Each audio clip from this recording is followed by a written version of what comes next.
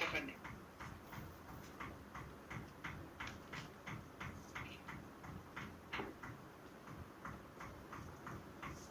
Praise lord అమ్మా, చెప్పమ్మా దివ్య.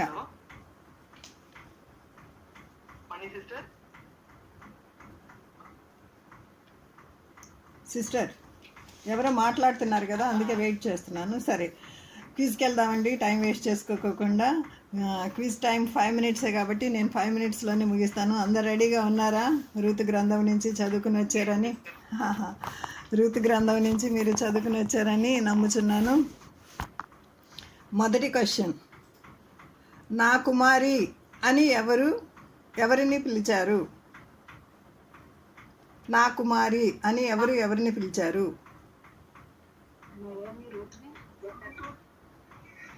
Very good, very good. Naomi రూతుని పిలిచింది. ఇంకొకళ్ళు కూడా పిలిచారు. ఎవరండి చెప్పారు? ఎవరో చెప్పారు కరెక్ట్గానే. Boaz. Very good, very good, very good. తర్వాత రూతు గ్రంథము ఎవరు రాశారు? ఇది out of syllabus, but guess చేయండి. సమూయేలు రాసి ఉండవచ్చు. Very good. ఎవరమ్మా చెప్పింది? Grace sister. Very good, very good. Ruth సాగిలపడి తల వంచి బోయస్తో ఏమి చెప్పింది? నాకు ఈ వచనం చాలా ఇష్టం. ఈ 4 చాప్టర్లో తల వంచి బోయస్తో ఏమి చెప్పింది? అది 2వ అధ్యాయంలో ఉంటుంది. క్లూ ఇస్తున్నా. 2వ అధ్యాయంలో ఉంటుంది. ఈ మాట నాకు చాలా ఇష్టము. ఏమని ఉంటుందంటే 2వ అధ్యాయము పరదేశినైన 10వ వచనం చూడండి. ఎవరన్నా చదవండి 10వ వచనం.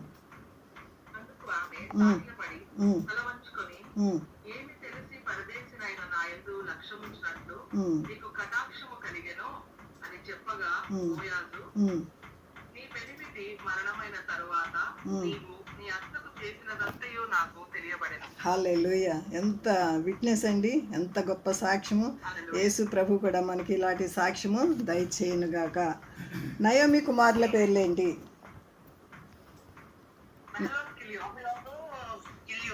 Very good, very good. Mara అంటే అర్థం ఏంటి? ఎవరండి మధురు అన్నారు? By mistake. ఓకే, అదే.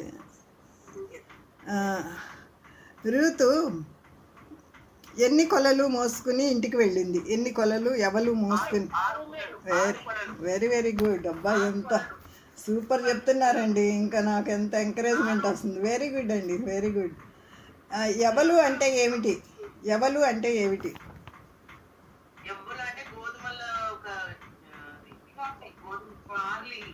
Very good. Barley. Barley correct.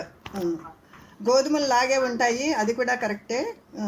Barley కూడా, గోధుమలు కూడా బార్లీలానే ఉంటాయి కదా, కలర్ కొంచెం డిఫరెన్స్ ఉంటాయి. వెరీ గుడ్ అండి. దావీదు తండ్రి పేరు, దావీదు తండ్రి తాత పేర్లు చెప్పండి.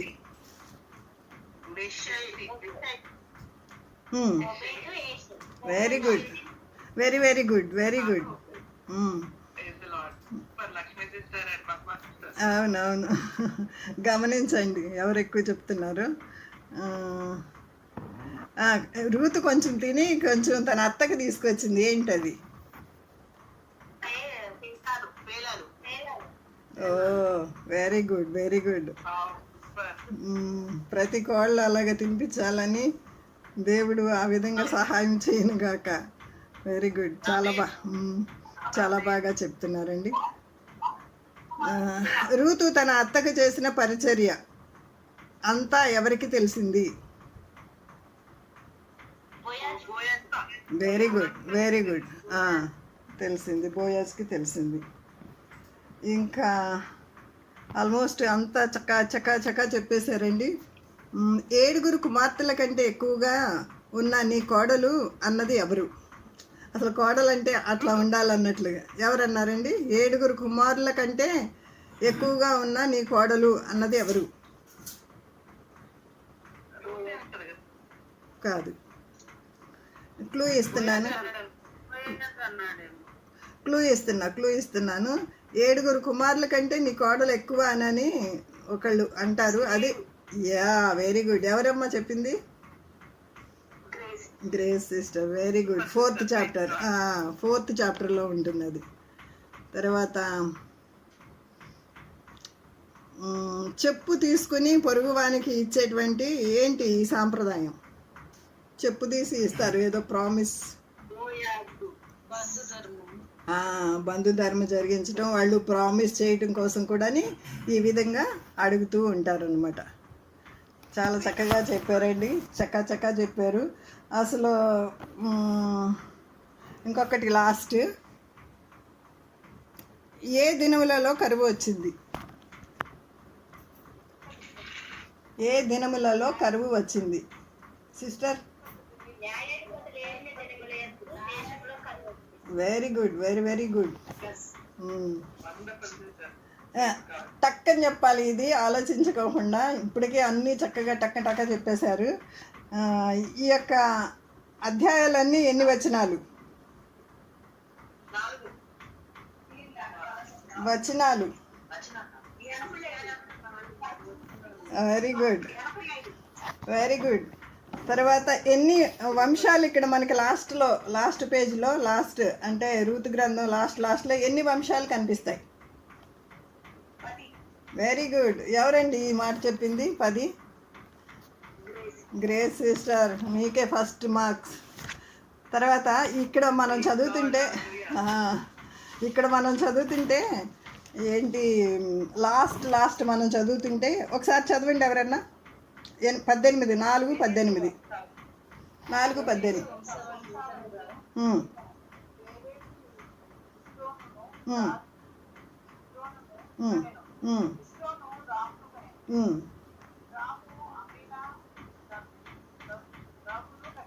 సరే. అమినాదాబు నయస్సోను కన్ను, నయస్సోను సల్మాన్ కన్ను, సల్మాన్ బోయేజ్ని కన్ను, బోయేజ్ ఓబేద్ని కన్ను, ఓబేద్ యెషయని కన్ను, యెషయ్ దావీదుని కానీ అని ఉంది కదా. సేమ్ ఇదే మాటలు మనకి ఇంకొక చోట కనిపిస్తాయి. ఎక్కడ? ఇవే మాటలు మనకి ఇంకొక చోట కనిపిస్తాయి. అవి ఎక్కడ? బైబిల్లో, రూతు గ్రంథంలో కాదు. Very good. ఎవరండి మత్తయి అని చెప్పింది? ఎవరు? జ్యోత్స్నా సిస్టరా? Very good. మత్తయి సువార్త. అవును, మత్తయి సువార్త 1వ అధ్యాయము 3వ వచనం నుంచి చదువుతాను చూడండి. యూదా తామారును కనెను, జెరహును కనెను, పెరెస్ను ఎస్రోను కని, ఎస్రోను ఆరామును కని, ఆరాము అమినాదాబుని కని, అమినాదాబు నయస్సుని కని, నయస్సును సల్మాన్ కని, సల్మాన్ రాహాబునందు బోయేజుని కనెను, బోయేజు రూతునందు ఓబేదుని కని, ఓబేదు యెషయని కని, యెషయ్ రాజైన దావీదును కనెను. నా ఫ్రెండ్ ఒకళ్ళు ఉన్నారండి, ఈ యొక్క వంశాలను ఎవరు చదవరు కదా, కానీ ఇది మీరు బై హార్ట్ చేయాలని. ఎందుకంటే నేను అంత స్పీడ్గా చదువుతున్నాను.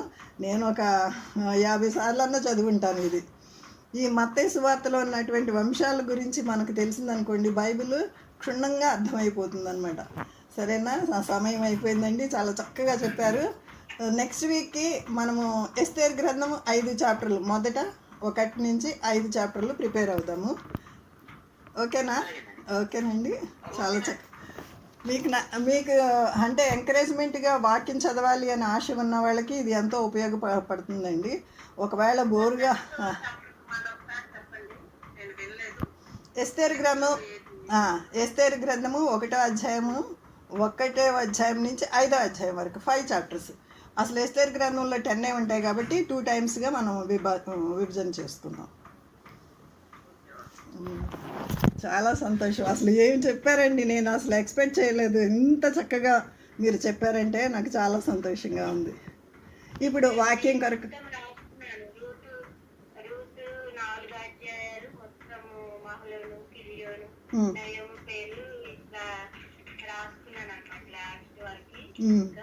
వెరీ గుడ్ అమ్మా.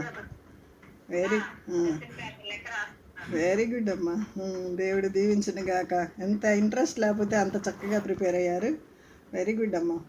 నాకు ఇంకా అడగాలనిపిస్తుంది. నేను వచ్చే వారం ఒక ఏంటిది సామెతలు కూడా అడుగుతాను మిమ్మల్ని. ఒకటి రెండు సామెతలు దాంతో యాడ్ చేస్తాను, ఓకేనా? సరే, వాక్యంలోకి వెళ్దాం. ఎవరైనా చిన్న ప్రార్థన చేస్తారమ్మా? స్తోత్రమునైనా పరిశుద్ధుడా గరుడా జీవాధిపతి నీ పరిశుద్ధ నామానికి వందనాలు ప్రభా. గడిచిన దినాలన్నీ కూడా నీ కృపార కలిగిన మమ్మల్ని భద్రపరిచి అయ్యా మాకు క్షేమాన్ని, సమృద్ధిని, సమాధానమును, ఆశీర్వాదాలు ఇచ్చినందుకు నీకు వందనాలు. అయా స్త్రీల కూడికలు ఈ రీతిగానైనా ఆశీర్వాదకరంగా, మహిమకరంగా, దీవెనకరంగా జరిగిస్తున్నందుకు నీకు వందనాలు. ఇంకాను ఆ శక్తిని నాయన అనుగ్రహించండి. అందరూ కూడా ఆశీర్వాదాన్ని కలగచేయండి అయ్యా, నీకు స్తోత్రాలు. వాక్య పరిచర్య జరుగుతుండగా నాయన దాసరాన్ని బలపరచండి, అభిషేకంతో నింపండి. మీ మాటలు మా హృదయాలు స్థిరపరచబడినట్లుగా, దూది హృదయం తెరవబడినట్లు మా హృదయాలు తెరవపరచబడ్డాక కృప చూపించమని యేసునామములో వేడుకొనుచున్నాం తండ్రి. Amen, amen. Thank you sister, thank you. మరలా మనం ఒక వాక్యం చదువుకుందాం, సిద్ధంగా ఉండండి. టకటక వాక్యాలు తీయాలండి. మలాకి గ్రంథము 3వ అధ్యాయము 16వ వచనం చదువుకుందాం. మలాకి 3:16 చదివి సహాయం చేయండి. అప్పుడు యెహోవా యందు భయభక్తులు గలవారు ఒకరితో ఒకరు మాట్లాడుకొంచుండగా యెహోవా చెవియొగ్గి ఆలకించెను.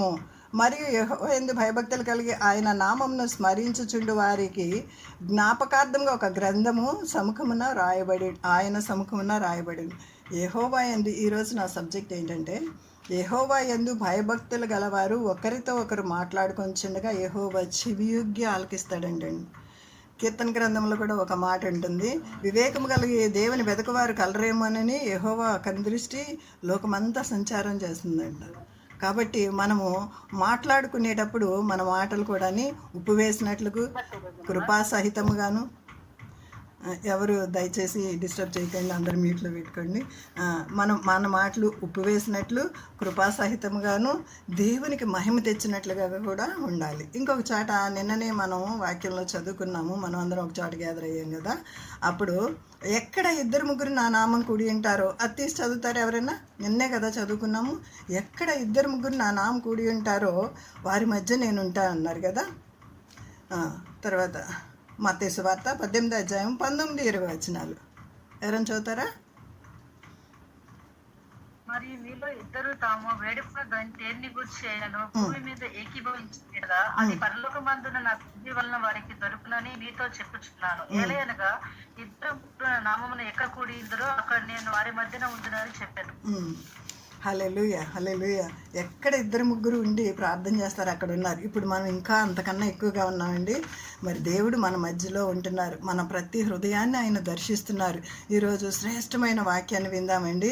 ఒక వాక్యము, నా యొక్క టైటిల్, ఈరోజు వాక్యం యొక్క టైటిల్ ఏంటంటే, ఎమ్మాయిలో ఇమ్మానియేలు. ఎమ్మాయి గ్రామము వెళుతున్నారు కదండి 2 వ్యక్తులు. అక్కడ రండి, లూకాసు వార్త 24వ అధ్యాయము 13వ వచనము చదువుకుందాం. లూకాసు వార్త 24:13 త్వరగా.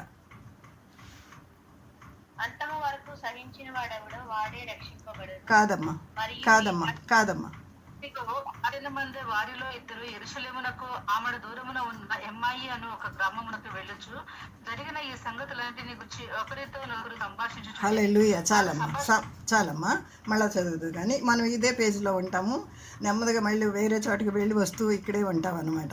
అయితే ఆ దినాల్లోనంట ఇదిగో అంటే బిహోల్డ్ అంటే ఇదిగో అంటే ఏదన్నా కాన్సన్ట్రేట్ చేయండి.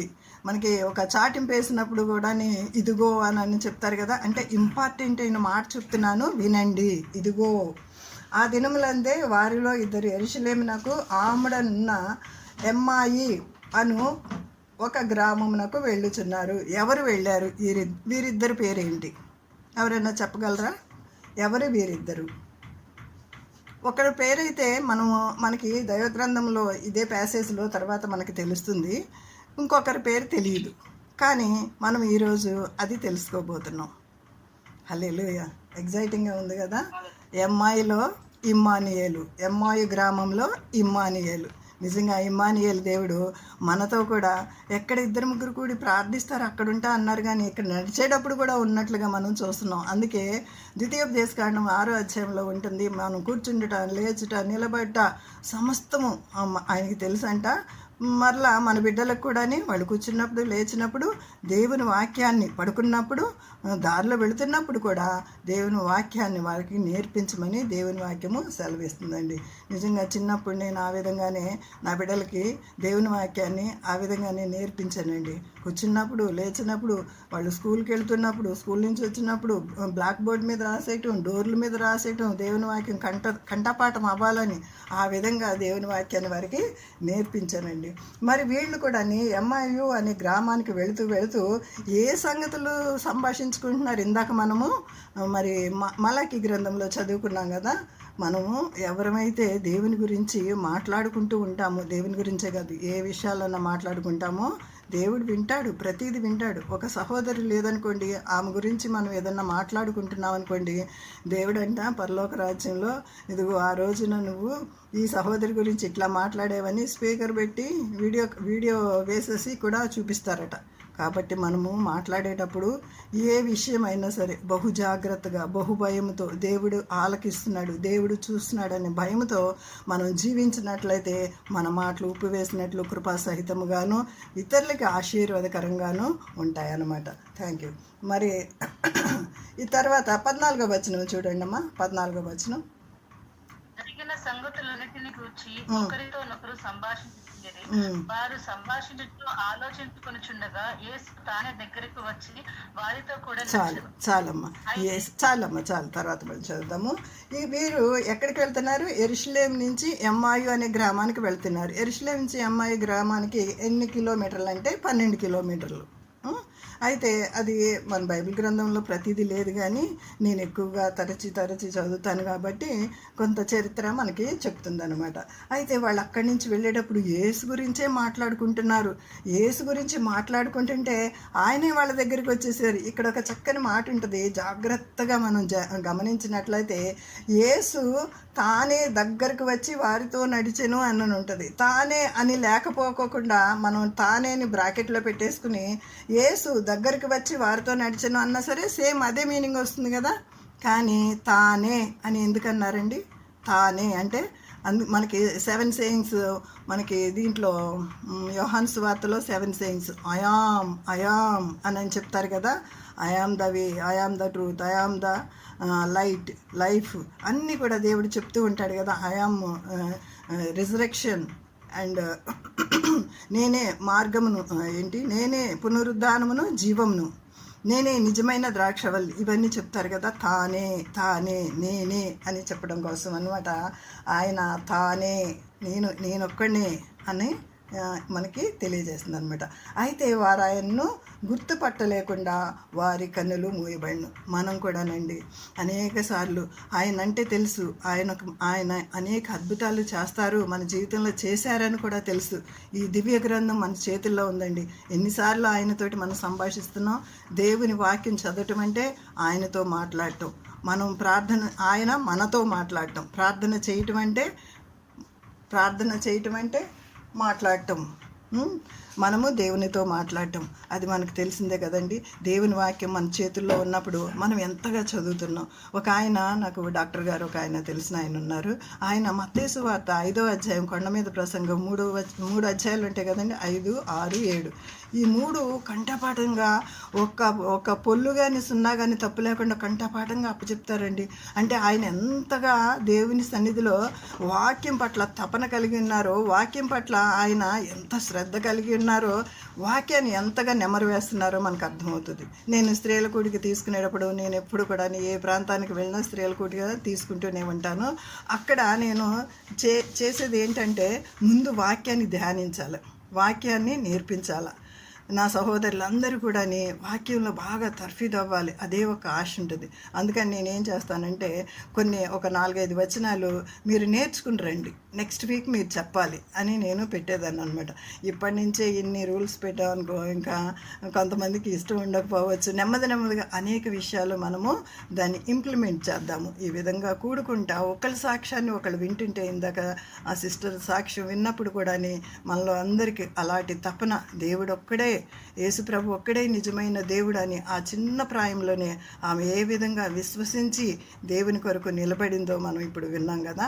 ప్రతి ఒక్కరి ద్వారా, అంటే మీ సాక్ష్యం ద్వారా నాకు ఎంకరేజ్మెంట్, నా సాక్ష్యం ద్వారా మీకు కూడా ఎంకరేజ్మెంట్ అవుతుంది అనమాట. మనం ఈ విధంగా కూడుకోవటం వల్ల దేవుడు మహిమపరచబడతాడనమాట. వారు కన్నులు తెరవబడినాయి అంట. ఇక్కడ చూస్తున్నాం కదా దేవుని వాక్యంలో. అయితే వారాయనను గుర్తుపట్టలేకుండా వారి కన్నులు మూయబడెను. ఇక్కడ కన్నులు మూయబడినాయి అని చూస్తున్నాము. ఇంకొక చోట ఇదే అధ్యాయంలో వారి కన్నులు తెరవబడినాయి అని చూస్తాం. 31వ వచనం చూడమ్మా. 31వ వచనం.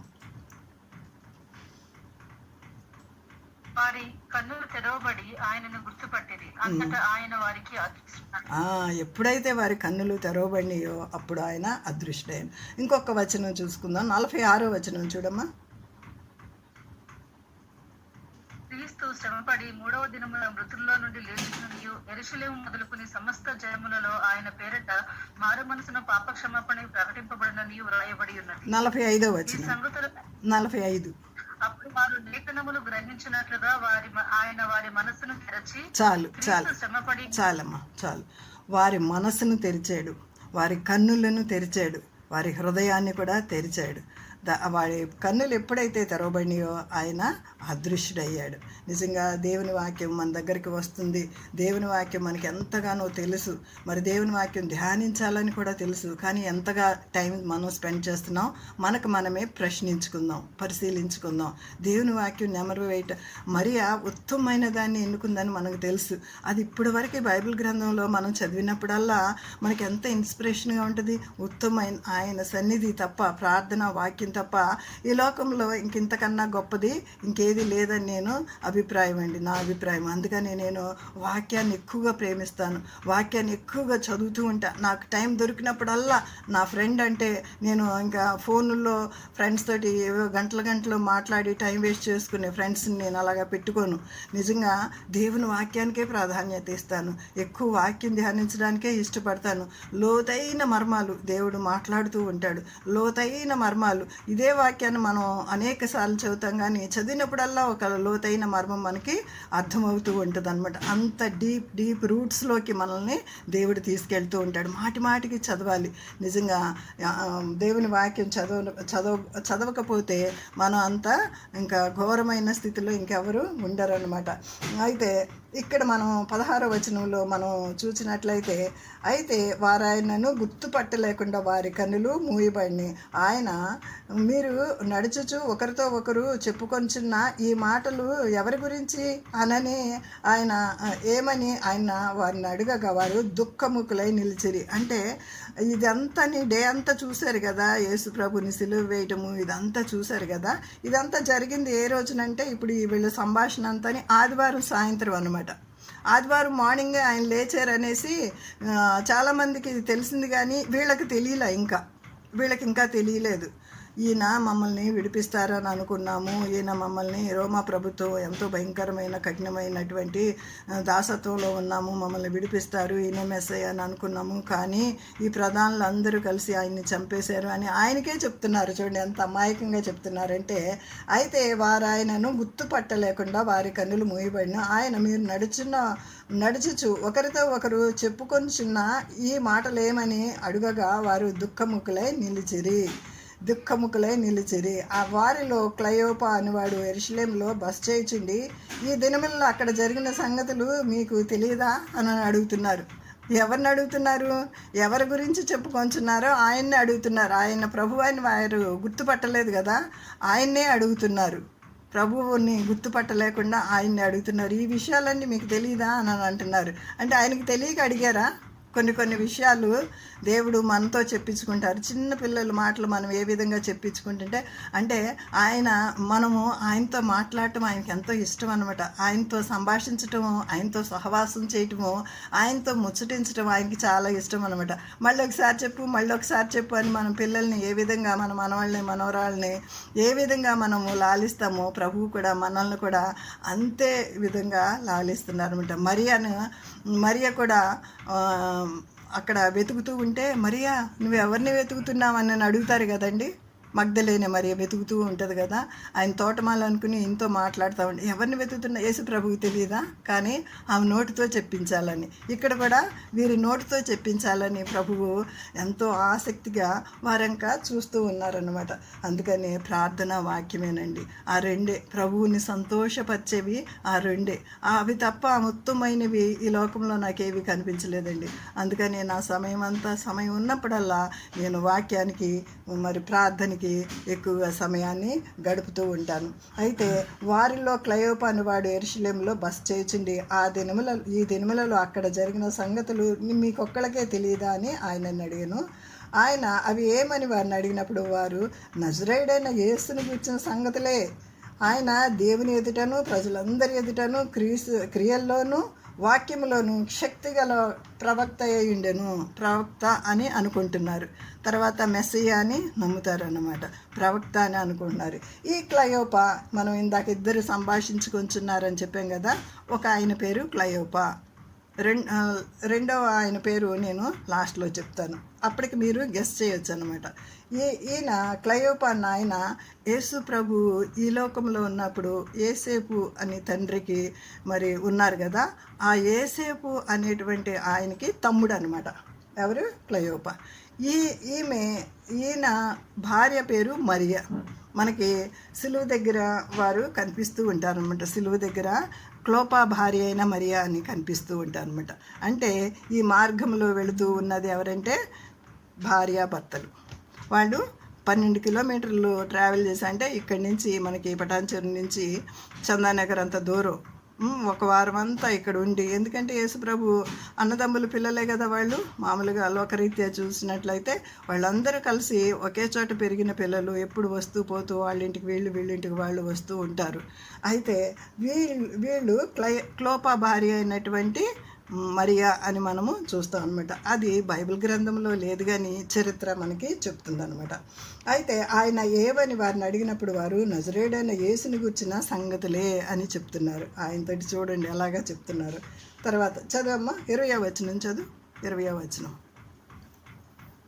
మన ప్రధాన యాజకులను అధికారులను ఆయనని ఎలా మరణ శిక్షకు అప్పగించి సిలువలో వేయించిరో నీకు తెలియదా? ఇశ్రాయేలును విమోచింపబోవాడు ఈయనే అని మేము నిరీక్షించి ఉంటిమి. ఇదిగాక ఈ సంగతులు జరిగి నేటికి 3 దినములయ్యాయి. హల్లెలూయా.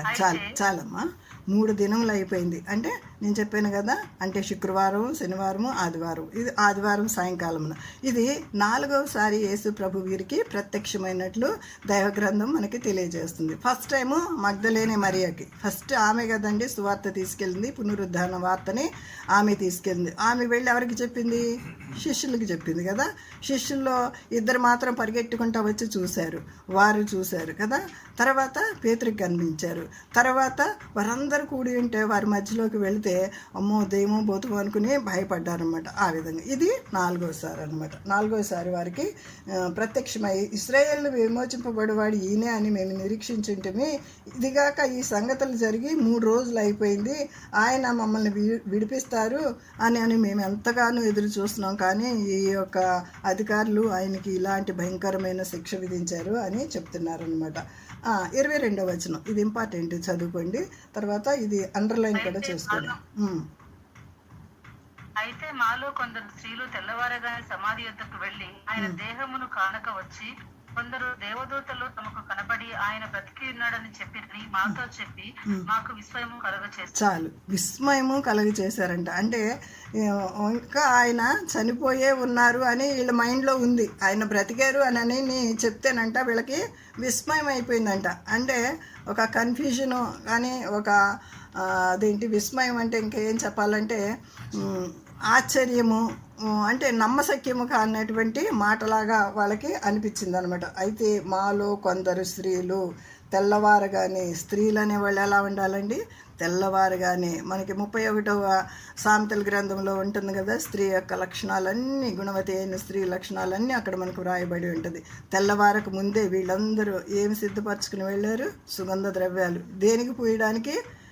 మృతదేహానికి పూయడానికి. యేసు ప్రభు నేను 3వ రోజున లెగుస్తానన్న చెప్పిన మాటలు వాళ్ళు మర్చిపోయారు. కానీ ఇక్కడ దేవుడు వచ్చి వాళ్ళ ఆసక్తిని చూసి వాళ్ళు ఇంకా నమ్మలేదు, వాళ్ళకి ఇంకా ప్రత్యక్షత దొరకలేదని వాళ్ళతో సంభాషిస్తున్నారు. వాళ్ళ హృదయంలో ఏముందో అవన్నీ క్వశ్చన్లు అడిగి బయటికి తీసుకుని వస్తున్నారు. వాళ్ళని కొంత తిట్టారు కూడా అని తర్వాత మనం చూద్దాం రండి. విస్మయం కలుగు చేశారంట. తర్వాత 24వ వచనం. అతో కూడా ఉన్న వారిలో కొంత సమాధి యొద్దకు వెళ్లి ఆ స్త్రీలు చెప్పినట్టు కనుగొనిది గాని ఆయనను చూడలేదని ఆయనతో చెప్పి.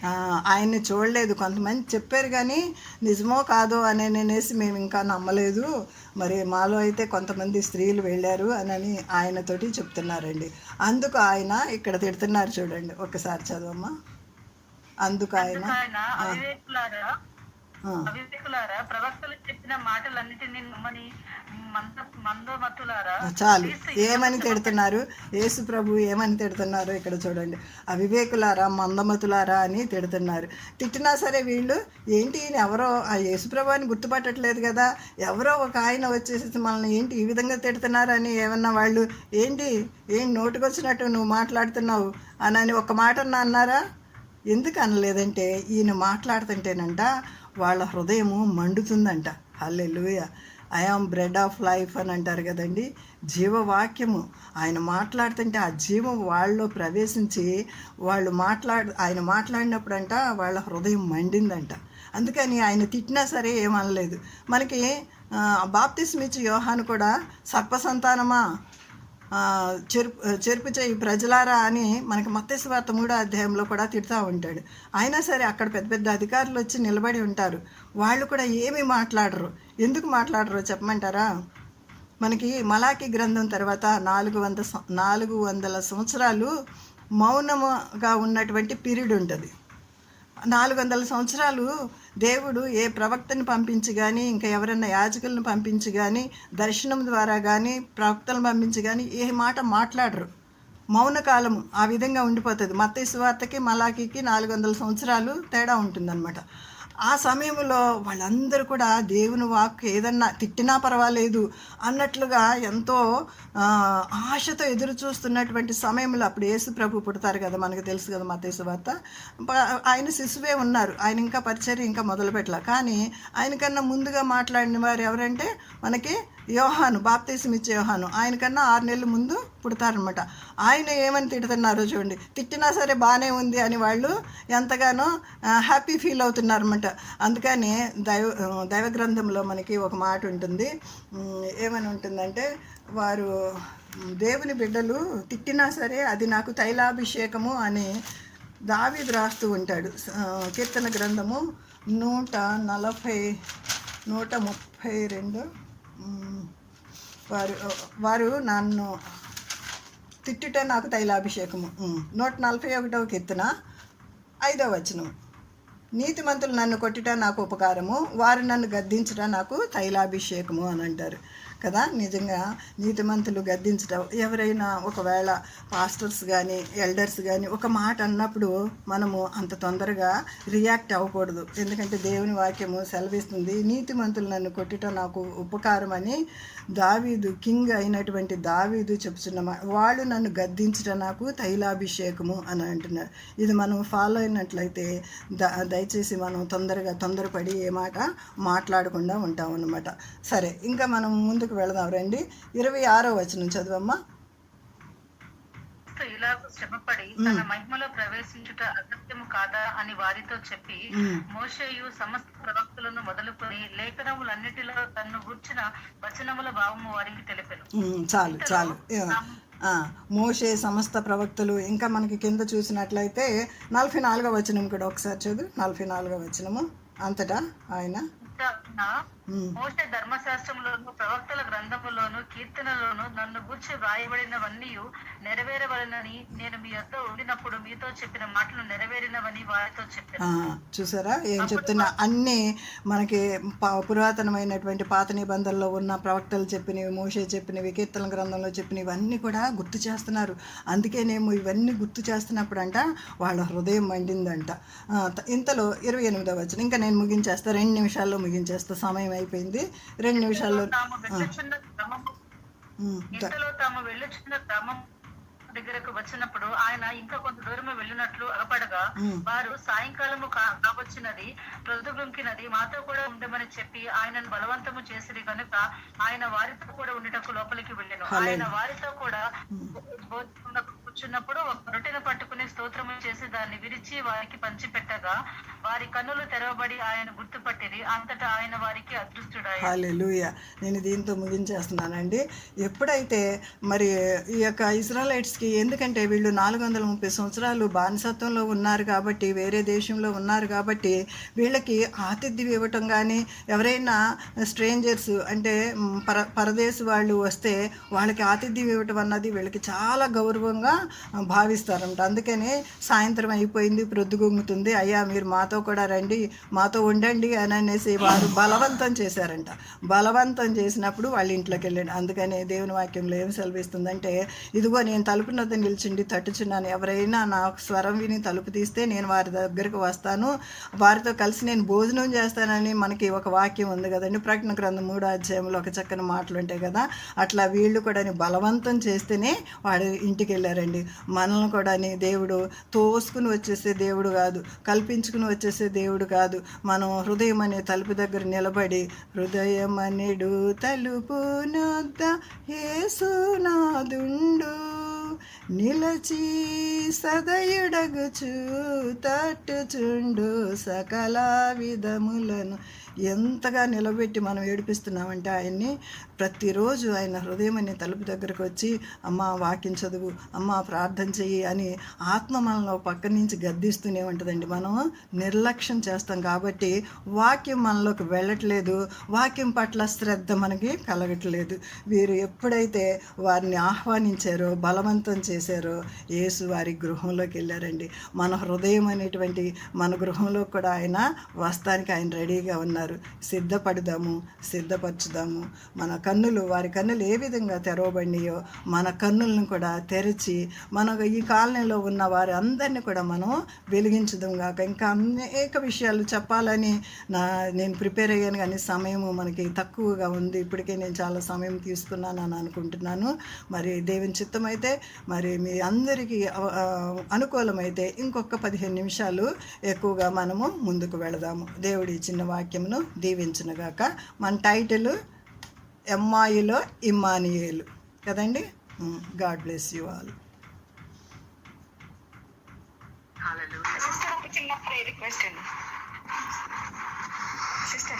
చెప్పమ్మా, చెప్పండి అమ్మా. అమ్మ, నాన్న, తమ్ముడు, అత్తమ్మ ఇంకా దేవుణ్ణి తెలుసుకోలే సిస్టర్, ప్రేయర్లు పెట్టండి సిస్టర్. తప్పకుండా అమ్మా, తప్పకుండా.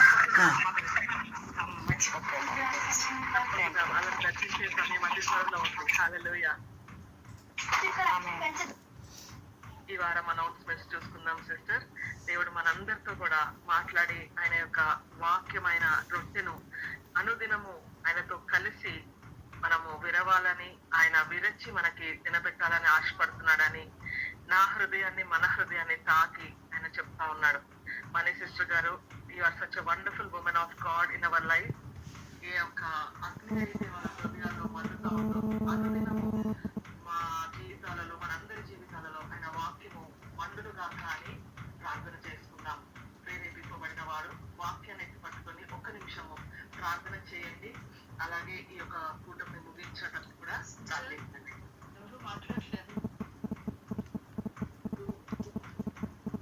వస్తుందమ్మా, వాయిస్ వస్తుంది, వాయిస్ వస్తుంది.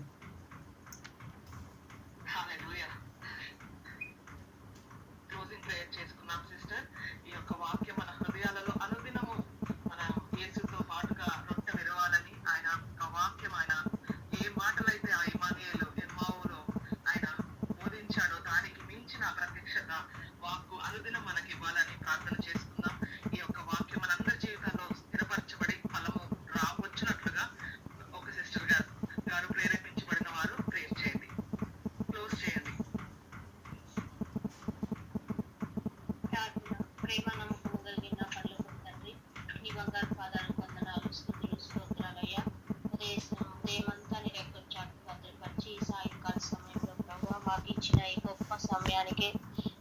వందనాలు, స్తుతులు, స్తోత్రాలు చెల్లించుకుంటున్నాం.